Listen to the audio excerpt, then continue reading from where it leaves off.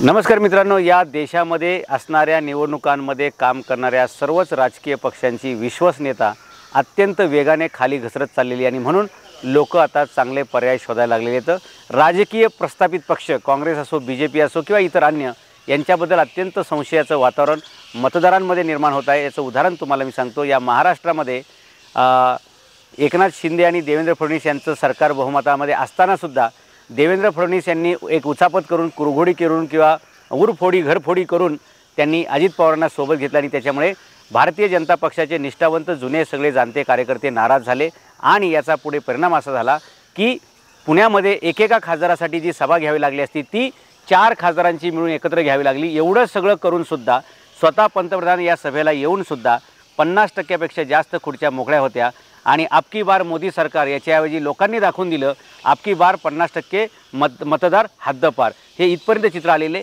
ती फुटेज पण मी तुम्हाला दाखवणार आहे। हे झालं बीजेपीच्या बाबतीत।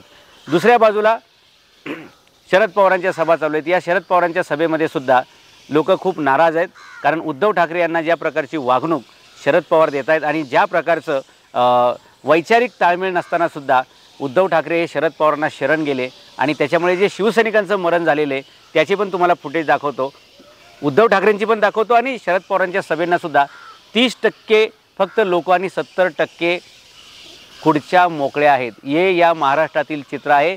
मोदींच्या सभेला अबकी बार 50% मतदार हद्दपार आणि शरद पवारांच्या सभेला 70% मतदार गायब। लोक एवढी नाराज का आहेत? मोदींच्या सभेला एवढे लोक कमी का आले? कारण बीजेपीचे सर्व जुने कार्यकर्ते नाराज आहेत की ज्यांना आयुष्यामध्ये आम्ही कधीही मतदान देणार नाही अशा शब्दा घेतल्या, अनाबाका घेतल्या, एकमेकाच्या मारामाऱ्या झाल्या, पार अगदी पोलीस केसेस झाल्या। अशा लोकांना परत मतं द्या असं कोणत्या तोंडाने म्हणायचं, असा प्रश्न बीजेपीच्या कार्यकर्त्यांसमोर आहे। असाच प्रश्न काँग्रेसच्या कार्यकर्त्यांसमोर सुद्धा आहे की ज्या शरद पवारांनी नेहमी काँग्रेसचं खच्चीकरण केलं, काँग्रेसचे लचके तोडत राहिले आणि ज्या ज्या ठिकाणी काँग्रेसचा उमेदवार असेल त्या ठिकाणी राष्ट्रवादी काँग्रेसचा बंडखोर उभा करून किंवा अपक्ष उभा करून काँग्रेसच्या सीटा पाडण्याचा कार्यक्रम शरद पवारांनी केला। त्यामुळे काँग्रेसचे कार्यकर्ते सुद्धा मनाने शरद पवारांच्या सोबत नाहीत आणि उद्धव ठाकरेची शिवसेना तर अनेक वेळा शरद पवारांनी फोडली आणि कशा प्रकारे उद्धव ठाकरेंना त्यांनी वागणूक देत आहेत त्याची फुटेज तुम्हाला दाखवलेलीच आहे। या सगळ्या गोष्टी पाहता या महाराष्ट्रामध्ये लोक अत्यंत नाराज आहेत आणि लोक काय सांगतायत, कार्यकर्त्यांना सांगायला सांगतायत की मोदींना पंतप्रधान करण्यासाठी आपण ह्या कॅन्डिडेट लोकांना निवडून द्या। मला सांगा, मोदींना पंतप्रधान करण्यासाठी आम्ही काय आमच्या छातीडाव दगड ठेवायचा का? किंवा राहुल गांधींना पंतप्रधान करण्यासाठी आम्ही काय आमच्या छातीडाव दगड ठेवायचा का? मला सांगा, महाराष्ट्रामध्ये एखादी सभा घेणं पंतप्रधानांनी ठीक आहे, परंतु दर 2-3 दिवसाला पंतप्रधान या महाराष्ट्रामध्ये येत आहेत। जसं काय पंचायत समितीच्या निवडणुका आहेत, एवढ्या खाली का यावं लागतं आहे? एवढ्या सभा स्वतः पंतप्रधानांना का घ्याव्या लागत आहेत? राज्यातल्या नेतृत्वावरती लोकांचा विश्वास अजिबात राहिलेला नाही, हे त्याचं प्रतीक आहे। दुसऱ्या बाजूला शरद पवार गावोगावी जाऊन प्रचार करत आहेत। जसं काय ग्रामपंचायतच्या निवडणुका आहेत आणि तिथेसुद्धा लोक प्रतिसाद देत नाहीत। शरद पवारांनी अनेक लोकांचे उंबरे झिजवले, न बोलवता त्यांच्या घरी गेले। अगदी तुम्हाला सांगतो 50-50 वर्ष ज्यांचं कधी तोंड बघितलं नाही आणि जे कधी दारावर आले तर त्यांना कधी घरामध्ये घेतलं नाही, चहा पाणी पिऊन विचारलं नाही, अशा अनेक लोकांच्या घरी शरद पवार न बोलवता गेले।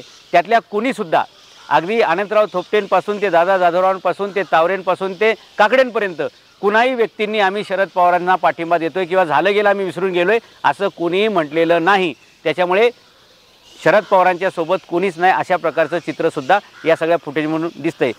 याच्यापेक्षा भयानक परिस्थिती म्हणजे माळेगावच्या तावरेंनी तर एक प्रसिद्धी पत्रकच काढलं की मी न बोलवता हे घरी आलते, मी यांना काय बोलवलं नव्हतं आणि आमची काही राजकीय चर्चा वगैरे झाली नव्हती आणि कोणत्याही प्रकारे माझा यांना पाठिंबा नाही। मित्रांनो, ही प्रकरणं इथपर्यंत चालत आलेली आहेत। मला सांगा, या महाराष्ट्रामध्ये ह्या ज्या निवडणुका चाललेल्या आहेत त्याच्यामध्ये सारखं पंतप्रधानांनी येऊन भाषणं करणं, बरं त्याच्यामध्ये मुद्दा काय आहे का? जर आता जे कार्यकर्ते भारतीय जनता पक्षाचे कार्यकर्ते मत मागायला जातात, लोक त्यांना प्रश्न विचारतात, कार्यकर्ते हुशार आहेत, कार्यकर्ते म्हणतात की मोदींना हॅट्रिक मारण्यासाठी तुम्ही मतदान द्या। लोक विचारतात की अरे ही ट्रिक तुमची लय भारी आहे, तुम्ही प्रत्येक निवडणुकीला वेगळी ट्रिक काढता, पहिल्या निवडणुकीला वेगळे मुद्दे, दुसऱ्या निवडणुकीला वेगळे, आता तिसऱ्या निवडणुकीला वेगळे। पहिल्या 2 निवडणुकांमधले ज्या मुद्द्यांचं काय झालं? मुद्दा क्रमांक 1, कार्यकर्त्यांना विचारतात मतदार हे तुमचे मोदी 15-15 लाख रुपये प्रत्येक नागरिकाला देणार होते, दर 5 वर्षांनी पैसे डबल होतात, म्हणजे 5 वर्षात दाम दुप्पट, या पद्धतीनं 1545 लाख रुपये होतात, तुम्ही मला 45 लाख रुपये देणार आहे का? तर तुमच्या कॅन्डिडेटबद्दल बोला, असं लोक बोलायला लागलेत। तुम्ही दरवर्षी 2 कोटी तरुणांना रोजगार देणार होते, मतदार विचारतायत ते 2 कोटी कुठं गेले, मेले का मिळाले का राहिले का हे माहीत नाही. माझ्या घरात 2 पोरं आहेत, त्यांना तुम्ही नोकरीला लावताल का, तर आम्ही तुम्हाला मत देतो, असं कार्यकर्त्यांना मतदार विचारायला लागलेत. तिसरी गोष्ट, 400 रुपयाचा आम्ही गॅस सिलेंडर स्वस्त करू असं महिलांना आश्वासन दिलं होतं. आता त्या महिला विचारतात की तो गॅस सिलेंडर 1200 रुपयावरती गेलेला आहे. आमचे वर्षाला लाखभर रुपये, तर म्हणजे ह्या 10 वर्षामध्ये आमचे लाखभर रुपये असेच गेलेले आहेत, ते आमचे लाखभर रुपये परत देणार आहात का.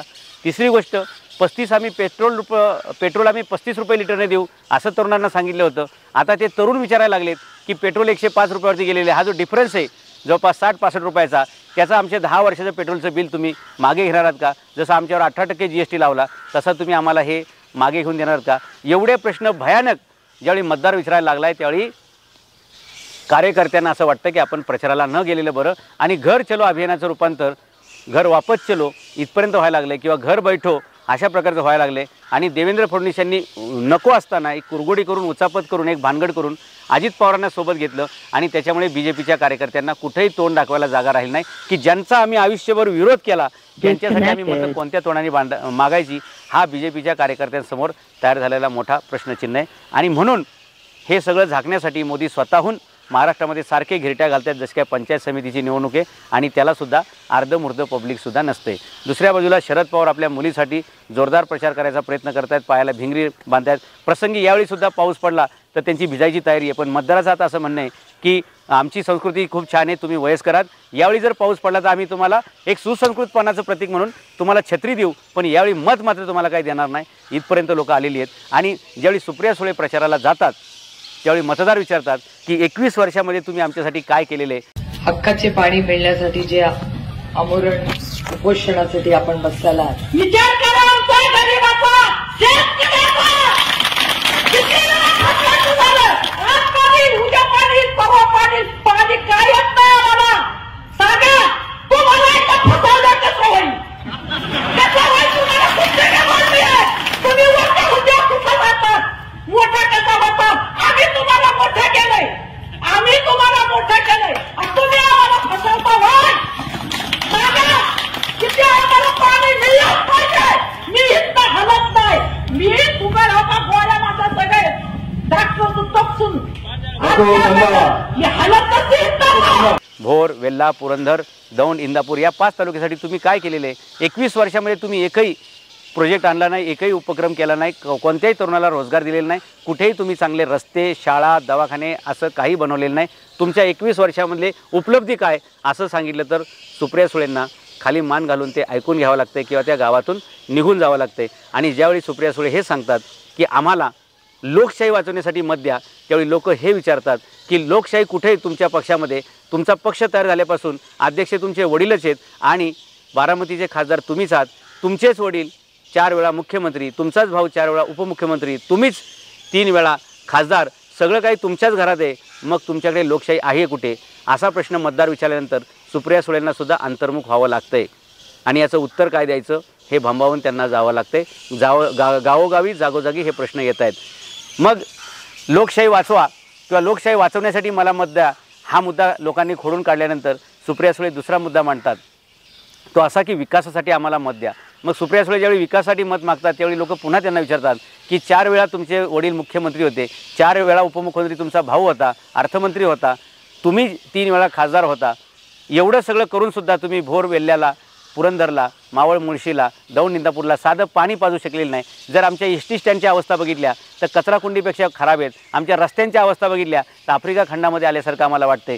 एवढं सगळं देऊनसुद्धा 50 वर्ष तुमच्या घरात सत्ता देऊनसुद्धा तुम्ही विकास करू शकलेले नाहीत. मग आता परत तुम्हाला संधी देण्याचं काय संबंध आहे असं ज्यावेळी लोक विचारतायत, बोलतायत, त्यावेळी पुन्हा सुप्रिया सुळेंना निरुत्तर व्हावं लागतंय.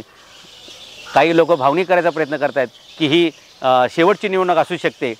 मित्रांनो, काही लोक सांगतात ही पहिलीच निवडणूक असणार आहे, वहिनी पहिल्यांदाच उभ्या राहिल्यात, त्यांना मतदान केलं पाहिजे. त्यावेळी लोक विचारतायत की आमच्या या दुष्काळी भागाला भोर, वेल्हा, पुरंदर, मावळ, मुळशी, दौंड, इंदापूर या सगळ्या भागाला पाणी हे सगळ्यात महत्त्वाचं जीवनाचं आहे. 50 वर्षात आम्हाला पाणीसुद्धा मिळालेलं नाही आणि याच महाराष्ट्रामध्ये 70,000 कोटीचा सिंचन घोटाळा झाला, त्यातला 2,000 कोटीचा घोटाळा जवळपास एकट्या पुरंदर तालुक्यामध्ये झालेला आपल्याला पाहायला मिळतो आहे. कारण 2,000 कोटीचे पाईप तिथे पांडे गावामध्ये येऊन पडलेत 5 वर्षापासून, परंतु त्यातून पाणी येत नाही आहे. धरणामध्ये पाणी आहे, लोक पाण्यापासून उपाशी मरतात, जनावरं टाचा घासून मरतात, शेतातली उभी पिकं जळून गेलेली आहेत, पण या पाईपलाईनचं काम होत नाही मित्रांनो। असा सिंचन घोटाळा झालेली आहे। अशा सिंचन घोटाळ्यातील आरोपी असणाऱ्या सहआरोपी असणाऱ्या सुनेत्रा पवार यांना मतदान कसं करायचं अशा प्रकारचा ज्यावेळी प्रश्न मतदार कार्यकर्त्यांना विचारतोय त्यावेळी अजित पवारांचे कार्यकर्तेसुद्धा बिचारे गुमान मागे परत येत आहेत आणि लोक आपसामध्ये असे चर्चा करत आहेत घड्याळ तेच फसगत नवी।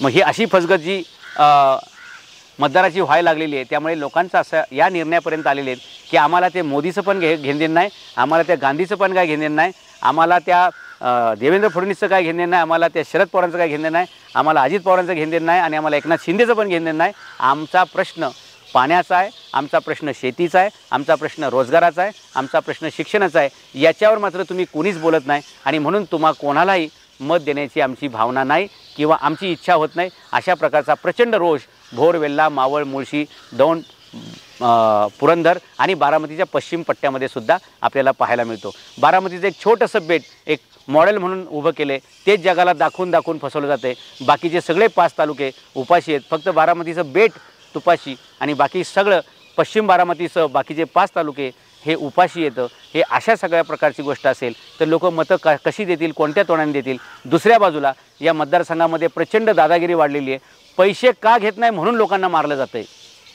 कसं का लोक काम करणार आहेत।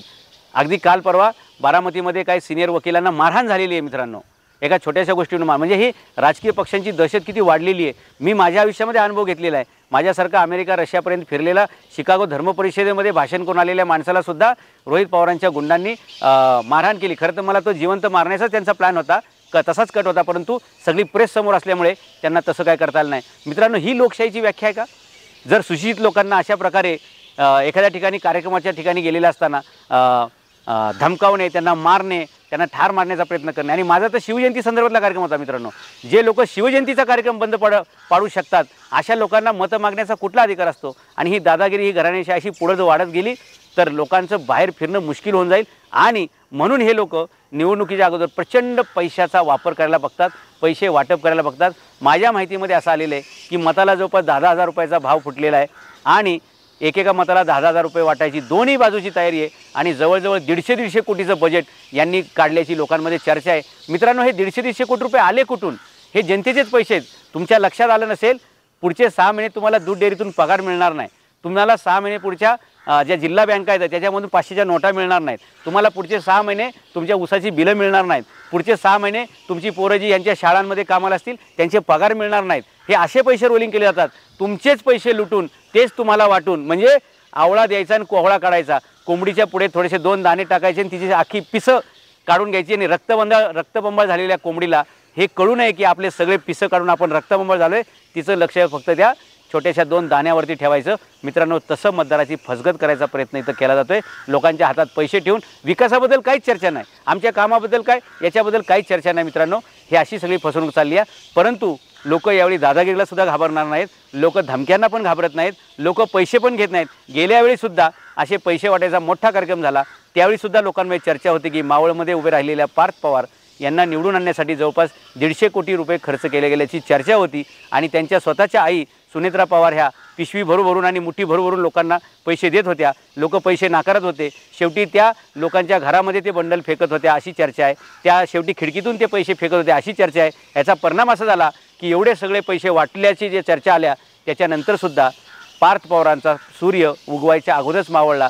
ही मावळच्या जनतेचा जो स्वाभिमान आहे तोच स्वाभिमान बारामावळमधील जनता, बारामतीची सगळी जनता दाखवणार आहे आणि यावेळी घराणेशाहीला मत द्यायचं नाही असा लोकांचा निर्णय आहे, हुकुमशाहीला, दादागिरीला मत द्यायचं नाही असा लोकांचा निर्णय आहे, जो पैसे वाटेल त्याला सुद्धा मत द्यायचं नाही असंही लोकांचं ठरलेलं आहे आणि जो कार्यकर्त्यांचा मोठा भपका दाखवेल, शक्ती प्रदर्शन करेल त्याला अजिबात मत द्यायचं नाही असं लोकांचं ठरलेलं आहे। अहो, खासदाराचा फंड किती, विकास कामाचा निधी किती आणि तुम्ही इलेक्शनवर खर्च किती करताय? तुम्ही सभेला जेवढा खर्च करताय तेवढ्यामध्ये एखाद्या गावामध्ये तलाव खोदून ते गाव अख्खं दुष्काळमुक्त होईल। तुमच्या चौकसभांना जे तुम्ही कार्यकर्त्यांना गाडीला पेट्रोल, डिझेल, जेवण, मटण, चिकन आणि दारू पाजताय तेवढ्यात एखाद्या गावामध्ये विहीर खोदून होईल। त्यामुळे जेवढा पैसा या निवडणुकीमध्ये या 2 उमेदवारांकडून वापरला जातोय तेवढ्यात तर हे 5ही तालुके कायमस्वरूपी दुष्काळमुक्त होऊ शकतात। रस्त्यांपासून ते शाळांपर्यंत, दवाखान्यापर्यंत आणि फॅक्टऱ्यांपर्यंत, MIDC पर्यंत, उद्योगधंद्यापासून सगळेच्या सगळे प्रश्न सुटू शकतात। एवढा पैसा हे फक्त स्वतःला निवडून येण्यासाठी वापरायला बघतायत, जेणेकरून निवडून आल्यानंतर सत्ता परत हातात घेता येईल आणि लोकांची परत यथेच्छ लूट म्हणजे पाहिजे तशी लूट, पिळवणूक, छळवणूक करता येईल। याच्यासाठी मित्रांनो या दोन्ही पार्ट्या दोन्ही बाजूनी तयारीत आहेत आणि म्हणून लोकांनी यावेळी ठरवलं की बाबा 50 वर्ष असंच तुम्ही आम्हाला काही ना काय आमिष दाखवली, यावेळी काम करू त्यावेळी काम करू, असं करत करत तुम्ही आम्हाला फसवलं।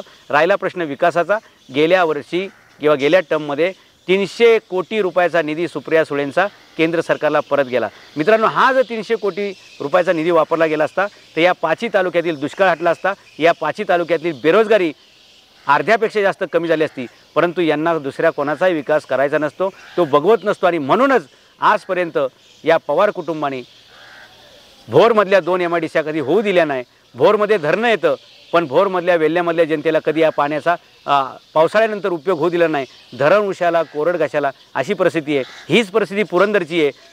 डायरेक्ट भोरमधल्या 10-12 धरणांमधून पाणी बारामतीला कॅनेलला जातं, परंतु मध्ये असलेल्या पुरंदरला हे पाणी मिळत नाही। दौंड तर कायम उपाशीच राहिलेला आहे आणि इंदापूरचाही बराचसा भाग हा दुष्काळामध्ये येतो। त्यामुळे जे काय पाणी आहे ते सगळं फक्त आपल्याच घरी न्यायचं, सत्ता जी आहे ती काय आपल्याच घरी न्यायची आणि जे काय सत्तेचं संचलन आहे ते सगळं आपल्याच घरी न्यायचं। मी माझं आणि माझ्यापुरतं या प्रवृत्तीला आता लोक कंटाळलेत आणि बारामती लोकसभा मतदारसंघामध्ये म्हणून पंतप्रधानांनी जरी सभा घेतली, 4 उमेदवारांची एकत्र सभा घेतली तरीसुद्धा अर्ध्यापेक्षा जास्त मैदान मोकळं होतं रेसकोर्सचं। हीच परिस्थिती शरद पवारांच्या सभेची आहे। लोकांना सभेला जाण्यासाठी 500-500 रुपये द्यावे लागत आहेत, शिवाय जाण्या येण्याचा खर्च द्यावा लागतोय, जेवणा खावण्याचा खर्च करावा लागतोय, शिवाय दारू मटण चिकनचा खर्च करावा लागतोय, तरीसुद्धा लोक जमवता येत नाहीत। मित्रांनो हे गर्दीचं मोहोळ जमत नाही आहे, कारण आता लोकांचे करिश्मे संपलेले आहेत, लोकांचे आश्वासनांची खैरात संपलेली आहे आणि जे लांब लांबपर्यंतचे आश्वासनं म्हणजे इथून जर आश्वासन फेकलं तर चंद्रावर मंगळावर जाऊन पडेल एवढी लांब लांब आश्वासनं लोकांनी पहिल्या टप्प्यामध्ये ऐकली, त्याच्यावर विश्वास ठेवला। आता मात्र लोक इथून फेकलेलं आश्वासन 50 फुटावर जाऊन पडेल एवढासुद्धा विश्वास ठेवायला तयार नाहीत आणि आम्हाला एक संधी द्या असं कितीही जरी पवार फॅमिली म्हणाली तरी लोक त्यांना आता शेवटची संधी द्यायला तयार नाहीत, कारण 50 वर्षात जे काहीच करू शकलेले नाहीत ते आता भविष्यात काहीतरी करतील याच्यावर लोकांचा विश्वास नाही आणि म्हणून बदल अटळे आणि लोकांच्या हे लक्षात आलेले आहे की हे कुणीच कामाचे नाहीत आणि म्हणून कामाचा कोण तर फक्त टेलिफोन, कामाचा कोण तर फक्त टेलिफोन हे या लोकांनी ओळखलेले आणि म्हणून या पाची तालुक्यातील जनतेने हे लक्षात घेतलेले आहे की जोपर्यंत बारामती बाहेरचा उमेदवार आम्ही देत नाही तोपर्यंत बारामतीच्या बाहेर विकासाची गंगा येणार नाही। गेल्या 50 वर्षात उमेदवार फक्त बारामतीचा आणि विकाससुद्धा फक्त बारामती बेटाचा आणि चिंता फक्त बारामतीच्या बेटीची। जोपर्यंत आम्ही बारामती बाहेरचा उमेदवार देत नाही, जोपर्यंत दुष्काळी भागातील माणूस आम्ही निवडून देत नाही तोपर्यंत आमचा दुष्काळ हटणार नाही। भोरमध्ये 2 MIDC तोपर्यंत येणार नाहीत, तोपर्यंत पुरंदरला पाणी येणार नाही, दौंड इंदापूरचा दुष्काळ तोपर्यंत हटणार नाही, जोपर्यंत नवीन उमेदवार नव्या दमाचा सुसंस्कृत आणि विद्वान माणूस जोपर्यंत निवडून दिला जात नाही तोपर्यंत ह्या दुष्काळ हटणार नाही हे लोकांना कळले आणि म्हणून लोकांनी ठरवले की आपकी बार दोन्ही पवार हद्दपार, आज आपकी बार दोन्ही पवार हद्दपार।